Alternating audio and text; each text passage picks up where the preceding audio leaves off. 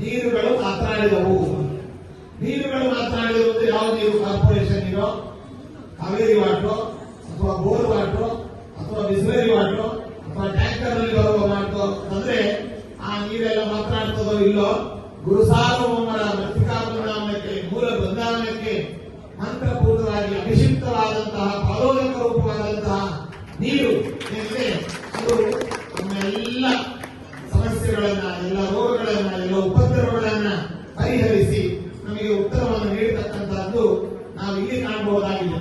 ಹಾಗಾಗಿ ಆಪೋ ಅಬ್ರುವನ್ ಅನ್ನುವಂತಹ ವೇದದ ಮಾತಿನ ನೈಜತೆಯನ್ನು ನಾವು ನೋಡಬೇಕಾದ್ರೆ ಗುರುರಾಜರ ಮಹಾತ್ಮರ ಮೃತ್ತಿಕೆಯಲ್ಲಿ ಆಲೋಚನೆಗಳಲ್ಲಿ ನಾವು ನೋಡಿದಾಗ ನಮಗೆ ಅದರ ಪ್ರತ್ಯಕ್ಷದ ಅರಿವು ಅನ್ನುವಂತಹದ್ದು ನಮಗಾಗುತ್ತೆ.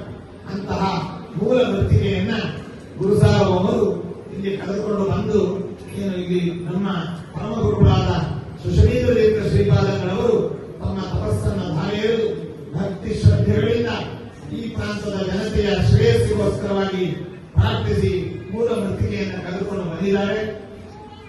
ಕರೆದುಕೊಂಡು ಬಂದು ಇಲ್ಲಿ ಆಯಾ ಬೃಂದಾವನವನ್ನು ಸ್ಥಾಪನೆ ಮಾಡಿದ್ದಾರೆ.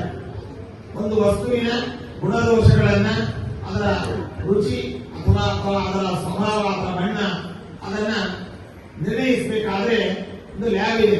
ವಿಜ್ಞಾನಿಗಳು ಕುಳಿತಿದ್ದಾರೆ, ಅವ್ರ ಮುಂದೆ ನಾವು ಮಾತನಾಡೋದಲ್ಲ ಈ ವಿಜ್ಞಾನದ ವಿಚಾರ. ಆದ್ರೆ ನಾವು ಮಾತನಾಡೋದಕ್ಕೆ ಅವರ ಅನುಮೋದನೆಯನ್ನು ಕೂಡ ಪಡೆಯೋಣ ಅಂತ ಮಾತನಾಡ್ತಾ ಇದ್ದೇವೆ. ವಿಜ್ಞಾನದ ಒಂದು ವಸ್ತುವನ್ನ, ಇದರ ನಿರ್ಣಯವನ್ನು ಮಾಡಬೇಕಾದ್ರೆ 4 ಹಂತಗಳಿದ್ದಾವೆ. ಒಂದು correct the fact, put them in the experiment, observation, conclusion ಎಂಬುದಾಗಿ 4 ಹಂತಗಳು ವಿಜ್ಞಾನದಲ್ಲಿ ನಾವು ಕಾಣಬಹುದಾಗಿದೆ. ಮೊದಲು ಅದಕ್ಕೆ ಆ ವಸ್ತುವಿಗೆ ಸಂಬಂಧಪಟ್ಟ ಎಲ್ಲ ಸತ್ಯಾಂಶಗಳನ್ನ ಸಂಗ್ರಹಿಸುವುದು, ಆ ನಂತರದಲ್ಲಿ ಅದನ್ನು ಪ್ರಯೋಗಕ್ಕೆ ಒಳಪಡಿಸುವುದು. ಪ್ರಯೋಗಕ್ಕೆ ಒಳಪಡಿಸಿದ ಮೇಲೆ ಆ ಕ್ರಿಯೆ ಪ್ರತಿಕ್ರಿಯೆಗಳು ಏನೆಲ್ಲ ನಡೀತದೆ ಎಂಬುದನ್ನು ಅಬ್ಸರ್ವೇಷನ್ ಅಂತಾರೆ, ಅದನ್ನು ನಾವು ನೋಡೋದು. ಆ ನಂತರದಲ್ಲಿ ಕನ್ಕ್ಲೂಷನ್, ಈ ವಸ್ತು ಇದರ ಸತ್ಯಾಂಶಗಳನ್ನು ಗ್ರಹಣ ಮಾಡಿ ಪ್ರಯೋಗಕ್ಕೆ ಒಳಪಡಿಸಿ ಇದರ ಗುಣ ಇಂತಹದ್ದು, ಇದರ ದೋಷ ಇಂತಹದ್ದು ಎಂಬುದಾಗಿ ಕನ್ಕ್ಲೂಷನ್ ಏನ್ ಮಾಡ್ತಾರೆ. ಇದು 4 ಹಂತದ ವಿಜ್ಞಾನದ ಒಂದು ಕ್ರಮವಾಗಿದೆ. ಅದರಂತೆ ಇವತ್ತು ರಾಘವೇಂದ್ರ ಸ್ವಾಮಿಗಳವರು ಅಂತಕ್ಕಂತಹ ಅತೀಂದ್ರಿಯ ಶಕ್ತಿ ಇದೇನಿದೆ, ಇದು ಯಾವುದು ಕೂಡ ಸುಳ್ಳಲ್ಲ, ಇದು ಪ್ರತ್ಯಕ್ಷಕ್ಕೆ ನಿದರ್ಶನವಾಗಿರ್ತಕ್ಕಂಥದ್ದು. ರಾಘವೇಂದ್ರ ಸ್ವಾಮಿಗಳವರ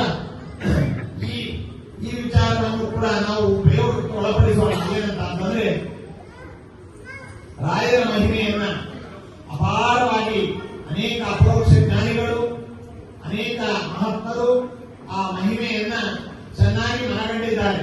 ಅವರ ಮಾತುಗಳನ್ನೆಲ್ಲವನ್ನು ಕರೆಕ್ಟ್ ದ ಫ್ಯಾಕ್ಟ್ಸ್ ನಾವು ಕರೆಕ್ಟ್ ಮಾಡೋಣ. ನಂತರದಲ್ಲಿ ರಾಯರು ಇವತ್ತು ಸಂತಾನ ಸಂಪತ್ ಪರಿಶುದ್ಧ ಭಕ್ತಿ ವಿಜ್ಞಾನ ವಾಗ್ದೇಹ ಸುಪಾಠವಾಗಿ ತತ್ವಾ ಶರೀರೋಕ್ತ ಸಮಸ್ತ ದೋಷಾನ್ ತತ್ವ ಸಮವಿರಾಟ್ ಗುರುರಾಘವೇಂದ್ರ ಎಂಬುದಾಗಿ ಗುರು ಸ್ತೋತ್ರದಲ್ಲಿ ಅಪಣಾಚಾರ್ಯರಿಗೇನು ನಮಗೆ ತಿಳಿಸಿಕೊಟ್ಟಿದ್ದಾರೆ. ಅಂತಹ ಎಲ್ಲ ಮಹಿಮೆಗಳನ್ನ ನಾವು ಏಕತ್ರ ಸಂಗ್ರಹ ಮಾಡೋಣ. ನಂತರದಲ್ಲಿ ನಮ್ಮ ಜೀವನದಲ್ಲಿ ಅದನ್ನು ಪ್ರಯೋಗಕ್ಕೆ ಒಳಪಡಿಸೋಣ. ನಾವು ಭಕ್ತಿ ಶ್ರದ್ಧೆಗಳಿಂದ ಈ ಸ್ತೋತ್ರದಲ್ಲಿ ಹೇಳಿರ್ತಕ್ಕಂತಹ ಫಲಗಳು, ಅದರ ಫಲಾನುಭವಿಗಳಾಗಿ ಯಾರೆಲ್ಲ ಆಗಿದ್ದಾರೆ ಅವರೆಲ್ಲರ ಅನುಭವಗಳನ್ನ ನಾವು ಸಂಗ್ರಹ ಮಾಡಿ, ನಾವು ಕೂಡ ಭಕ್ತಿ ಶ್ರದ್ಧೆಗಳಿಂದ ಗುರುಗಳಲ್ಲಿ ಪ್ರಾರ್ಥನೆ ಮಾಡಿ, ಸೇವೆಯನ್ನು ಮಾಡಿ, ಅವರ ಅನುಗ್ರಹವನ್ನ ಪಡೆಯುವ ಒಂದು ವಿಚಾರಕ್ಕೆ ನಾವೆಲ್ಲ ಅಣಿಯಾಗೋಣ. ಅದು put them into the experiment.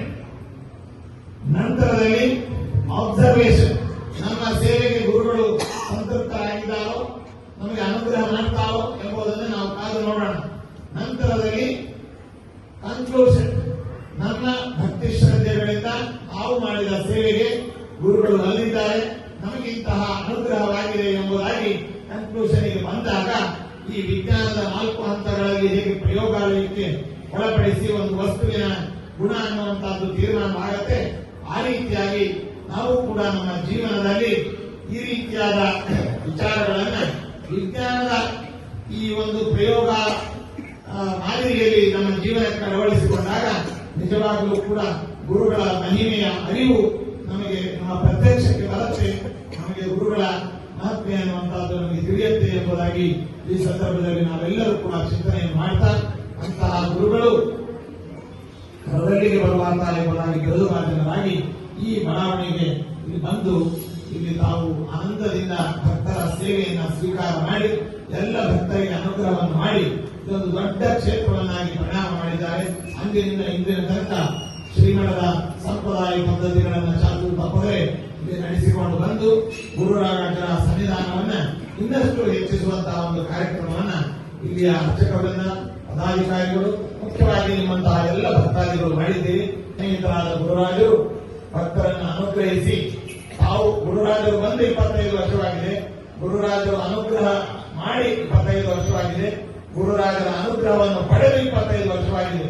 ಹಾಗಾಗಿ ಬೆಳ್ಳಿ ಹಬ್ಬದ ಸಂಭ್ರಮಾಚರಣೆಯನ್ನು ನಾವು ಮಾಡ್ತಾ ಇದ್ದೇವೆ. ಬೆಳ್ಳಿಯ ಒಂದು ಮೆಟಲ್ ಬಗ್ಗೆ ಹೇಳುವಾಗ ಶಾಸ್ತ್ರ ಹೇಳುತ್ತದೆ ರಜತಂ ಕೀರ್ತಿಧನ ಅಂತ. ರಜತ ಅನ್ನುವಂತಹದ್ದು ಕೀರ್ತಿ ಮತ್ತು ಧನ ಇವುಗಳನ್ನು ನೀಡತಕ್ಕಂತಹ